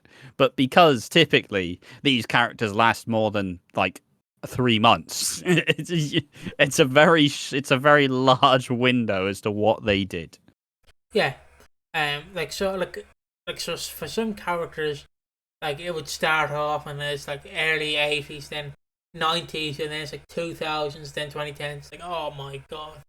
But I also realized the 3 that I like have put my name to that I'm reading, I've the long ones. The only long one Ash has is number 1. Like I'm gonna be sat here for 3 hours going number 5. Oh, me throw, Ash, me throw. But yeah, I honestly am excited to do this video. I can't wait for it to be put in production. I'm not editing it, thankfully. Yeah. We both agreed on that. If I write the script and write majority of the script and voice over some of it, Ash can edit it. Plus, he seems to be a better editor at that than me. So yeah, that's pretty much what seems to be. Yeah, just I need to keep myself over, I gotta keep myself strong. But yeah, it's I'm looking forward to it. It's gonna be nice to experiment with a different format, see if it does like better. Because at the end of the day, the Christmas video it did do really well as well. So it did prove that there's the audience for that. Plus we have Talking Walford and Soap Study who do not similar stuff. We're still doing our own like identity of it. Like I don't think we'll ever really be someone who talks about. Unless it's like 10 years' time, we talk about like the 2020s of like a time period because we obviously watched it all. But like we're never going to be the people who talk about like the impact or like, what was the reaction to Den Watts' return in 2003? Like, it's just out of our wheelhouse completely. So, but it'd be interesting to experiment and fully just see how it goes. But yeah, I'll get on that when I'm not heavily obsessed with Football Manager. So 3 months time. No, it only ever lasts like a week or 2. It's fine. Yeah, and hopefully I can put my chops to it and I can record. This is my first ever voiceover work that I'm doing. I looked into Yeah. actually like people hiring me to do voiceover work. I went, no one's gonna hire a fake Irish man's accent, like because I can't do voices. Hello, it's me, Ash. See, it doesn't work. So yeah, it just there you go. That's the podcast. Kind of stretches out for 5 more seconds, make it an hour 55. Yeah. So thank you for watching. See you on the next one. As always, leave a comment down below what you enjoyed. Do you like this format? Are you excited for the video that's coming out? If you made it this far, and let us know what your favourite ice cream is, so I know you made it this far. Thank you for watching. See you in the next one. Bye bye.